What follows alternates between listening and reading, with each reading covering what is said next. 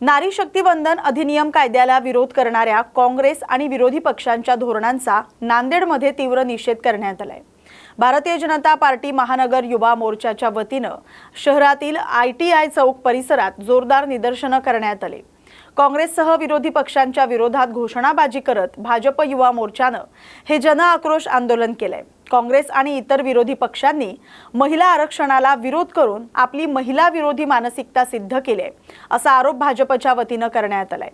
या आंदोलनात पक्षाचे अनेक पदाधिकारी आणि कार्यकर्ते मोठ्या संख्येने उपस्थित होते। या बातमीचा आढावा घेतलाय प्रतिनिधी मोहम्मद रफीक यांनी। नरेंद्र मोदी साहेब यांनी भारतीय नारीच्या आत्मसन्मानासाठी तिच्या स्वप्नपूर्तीसाठी जो लढा दिलेला आहे त्या लढ्यामध्ये विरोधकांनी अडथळा निर्माण केलेला आहे आणि भारतीय नारी आणि देशाच्या स्त्रिया हे 50% स्त्रियांची संख्या आहे आणि त्या स्त्रिया ह्या देशाच्या प्रगतीचा कणा आहेत आणि हा कणा आहे, ह्या कणाचं स्वप्न जो आत्मसन्मान आहे तो विरोधकांनी पायंदळी केलेला आहे।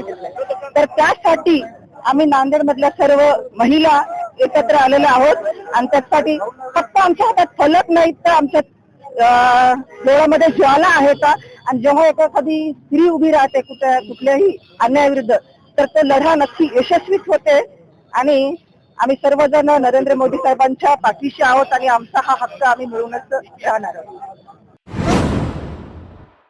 अदानी पॉवर महाराष्ट्र लिमिटेडच्या तिरोडा औष्णिक वीज प्रकल्प गेट नंबर 2 समोरील मुख्य रस्त्याची दुरवस्था झाली। मोठमोठे खड्डे, साचलेलं पाणी आणि धुळीमुळे नागरिक आणि वाहन चालकांना मोठ्या अडचणींचा सामना करावा लागतोय।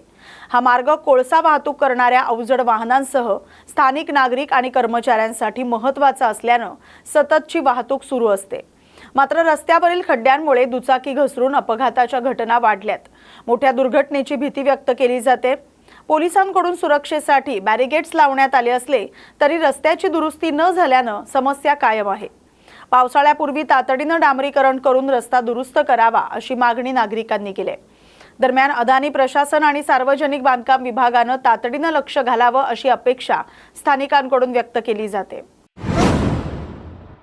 सारोळा येथील सुभेदार शमशेर दौलत खां पठाण यांनी भारतीय सैन्यामधील आर्मी मेडिकल कोरमध्ये 30 वर्षांची सेवा पूर्ण करून निवृत्ती घेतली।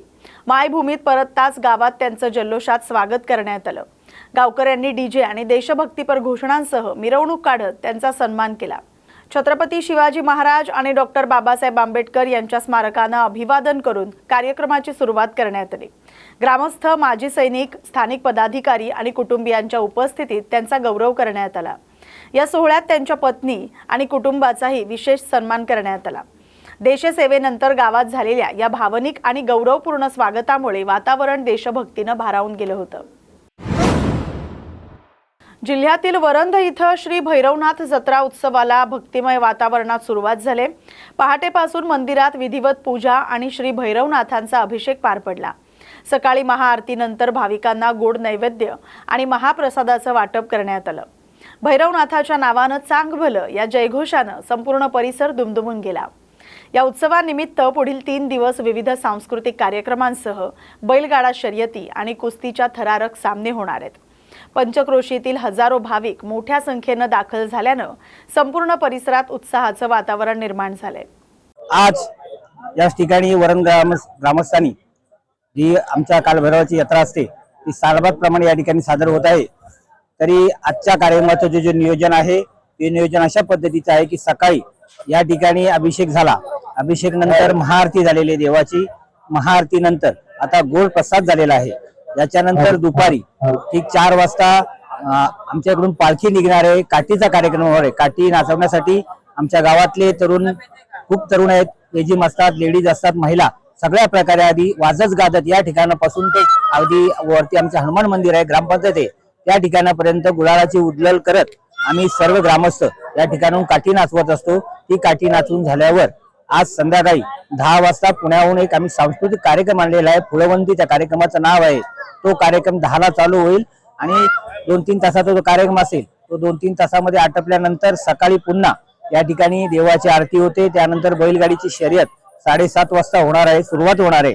शर्यत आटपल्यानंतर टिकटा निवद हा आमच्या या ठिकाणी होतो देवाचा आणि संध्याकाळी 6 ते 8 कुस्तींचा कार्यक्रम आहे. या कुस्त्यांचाही कार्यक्रम अगदी महाराष्ट्र केसरी, हिंद केसरी असे पैलवान आम्ही भोरमधून आणलेले आहेत आणि तो कार्यक्रम होणार आहे.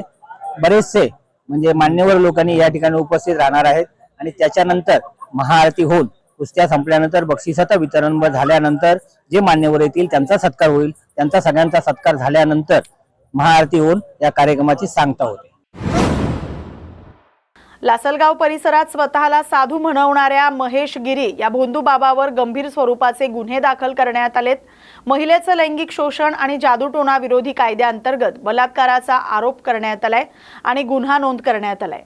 महाराष्ट्र अंधश्रद्धा निर्मूलन समितीकडे पीडित महिलेनं तक्रार दिल्यानंतर पोलीस अधीक्षकांच्या सूचनेनुसार लासलगाव पोलीस ठाण्यात कारवाई करण्यात आली.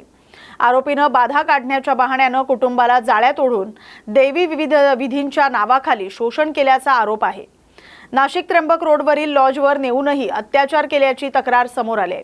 या घटनेमुळे परिसरात संताप व्यक्त होतोय. अशा प्रकारांवर कठोर कारवाईची मागणी होते. पोलिसांनी पुढील तपास सुरू केलाय. अधिक महिलांची फसवणूक झाल्याची शक्यता व्यक्त केली जाते.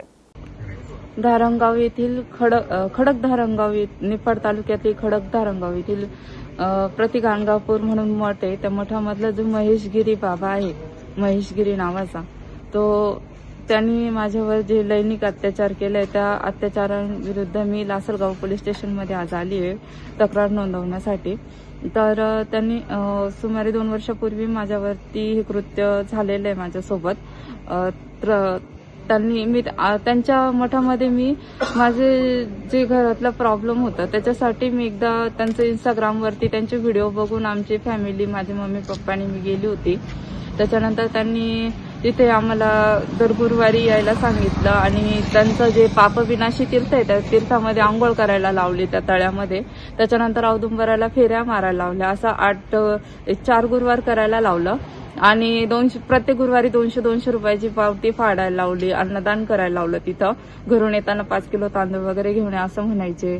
त्याच्यानंतर त्यांनी माझा नंबर घेतला वैयक्तिक की म्हणे तुझी जन्मतारीख वगैरे मला व्हॉट्सअपला पाठव.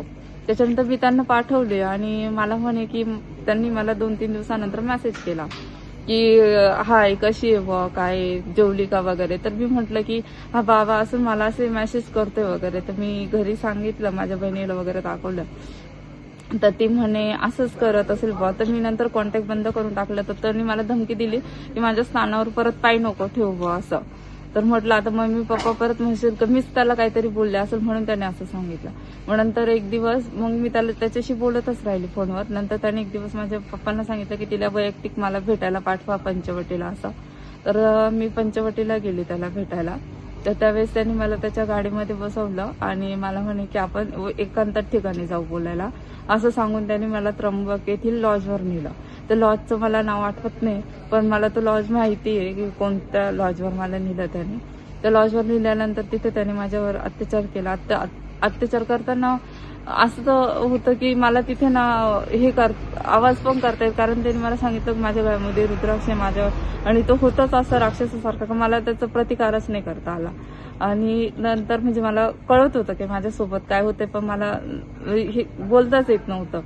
आणि नंतर त्यांनी मला म्हणे की तू किती पण काही कर माझ्या विरुद्ध तू काहीच करू शकणार नाही. त्याच्यानंतर त्यांनी मला तिथून जे हे मुंबई नाक्याचं जे सिग्नल आहे तिथे त्यांनी मला सोडलं. आपल्या कुटुंबात कुठलाही त्रास असू द्या त्या त्रासाचं जर खरोखर जर आपल्याला निवारण करायचं असेल तर येणाऱ्या दत्त जयंतीला म्हणजेच येणाऱ्या मंगळवारी 26 तारखेला या ठिकाणी 9 वाजता येऊन हे या ठिकाणी ब्रह्मा विष्णू आणि महेश ही अशी 3 रुद्राक्ष धारण करा आणि जीवनातला कुठलाही त्रास असू द्या त्याचं 100% या ठिकाणी येऊन निवारण होईल. हे ब्रह्मा विष्णू आणि महेश तपश्चर्यामध्ये सिद्ध केलेले रुद्राक्ष धारण करा आणि हे रुद्राक्ष धारण करून आपल्या जीवनाचं खऱ्या अर्थानं जीवन सार्थक करून घ्या.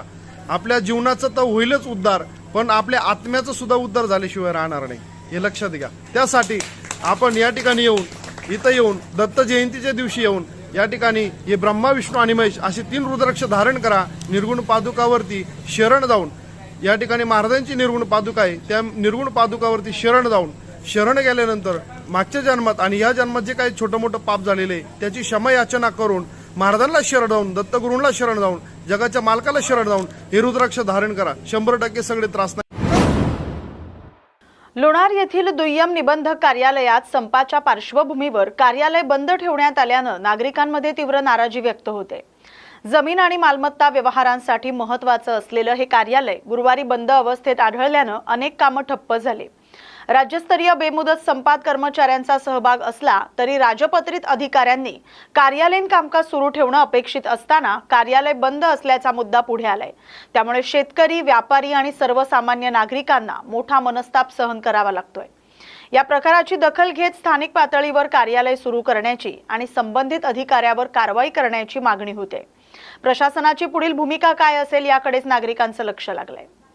नमस्कार, मी महिपत कुंजाजी वाणी, विधानसभा मेहकर लोणार नेते तथा सामाजिक कार्यकर्ते, लोणार, जिल्हा बुलढाणा, तालुका लोणार या ठिकाणी दुय्यम निबंधक श्रेणी 1 कार्यालय म्हणजेच जमिनीची खरेदी विक्री या ठिकाणी होते। परंतु कर्मचाऱ्याच्या संपाच्या नावाने व कर्मचाऱ्याचा संप चालू असल्या कारणाने या ठिकाणी या दुय्यम निबंधक श्रेणी 1 कार्यालयाचे वरिष्ठ अधिकारी हे अक्षरशः त्या कार्यालयाला 2-2 कुलूप लावून बसलेले आहे। त्यांच्या गेटला कुलूप आहे आणि या ठिकाणी कशासाठी हे बंद आहे जनसामान्य नागरिकाला बिलकुल याच्यासाठी काहीच माहिती नाही आहे। यांचा सूचना बोर्ड नाही आहे। या ठिकाणी यांचा कर्मचारीसुद्धा या ठिकाणी सामान्य नागरिकाला समजून सांगेल काय पद्धतीमुळे हे कार्यालय बंद आहे। हे शासनाची प्रॉपर्टी आहे, शासनाचे कर्मचारी आहे, मात्र सामान्य नागरिकांना याच्याबद्दल काही माहिती नाही आहे। या लोणारचे तहसीलदार मिस्टर पाटील यांना आम्ही फोन केला, परंतु त्यांनी आमचा फोन कॉल घेतला नाही। हे सुद्धा माहिती सांगायला या ठिकाणी तयार नाही आहे। ही जनता मालक आहे आणि मालकाला प्रश्न विचारणं हा गरजेचा आहे। ज्या पद्धतीनं महसूल मंत्री बावनकुळे साहेब चिखलीमध्ये त्यांनी ऑडिट केलं आणि तिथले पाटील असलेले तहसीलदार त्यांच्या कामामध्ये अनियमितता आढळून आल्या कारणाने त्यांना 1 महिन्यासाठी ट्रेनिंग बेसवर किंवा काय जे त्यांची ताकीद असेल, फटका असेल, त्या पद्धतीने त्यांना एक ताकीद दिलेली आहे, एक शिक्षा दिलेली आहे। परंतु या ठिकाणी हा लोणारमध्ये चाललेला भोंगळ कारभार हा सामान्य जनतेच्या जीवाला घातक ठरलेला आहे। या ठिकाणी वाढतं तापमान आणि सामान्य नागरिकाची होणारी हेळसांड याकडे पूर्ण महसूल विभागाचं दुर्लक्ष आहे। तर यासाठी आम्ही कामगार संघटनेच्या व इथला जो काही कर्मचारी वर्ग आहे यांच्या पाठीशी आहोत। कामगार ॲक्टप्रमाणे त्यांच्या पाठीशी आहोत, आम्ही त्यांच्यासाठी उभे राहणार। परंतु या कार्यालयाची कुठलीही सूचना आपल्याला दिसत नाही या ठिकाणी, किंवा कशासाठी 2-2 कुलूप लावून 2-2 ताळे लावून हे कार्यालय बंद आहे हा आमच्या मनात संभ्रम निर्माण झालेला आहे। तरी माझी विनंती आहे की उद्यापासून हे कार्यालय चालू ठेवावं, या ठिकाणी सूचना बोर्ड लावाव्या, जनसामान्य माणसाला कळलं असं या ठिकाणी ते लावावं किती दिवस बंद राहणार आहे। आणि माझी विनंती आहे या महाराष्ट्राचे मुख्यमंत्री, या महाराष्ट्राचे महसूल मंत्री यांनी या लोणारला एकदा व्हिजिट द्यावी ही आमची विनंती आहे। अन्यथा आम्हाला या ठिकाणाहून मोठं आंदोलन, उपोषण हे करावं लागेल, याची दक्षता घ्यावी। नमस्कार। आजची तारीख आहे? आजची तारीख 23 वार 23/4/2026। वार कोणता आहे आजचा? आजचा वार गुरुवार, म्हणजे कार्यालयीन मुख्यालय दिवस आहे, पुन्हा कार्यालय दिवस आहे। काल आणि परवा हे ऑफिस बंद आहे। कार्यालयीन दिवस असताना बंद आहे समजा? हो, कार्यालयीन दिवस आहे। याला कार्यालयाला सूचना नाही आहे, कर्मचारी संपावर आहेत की नाही हे माहिती नाही आहे। या जनतेला माहिती होणं, कारण की ही जनता या देशाची मालक आहे आणि तिला विचारणं हे त्या जनतेचं कर्तव्य आहे।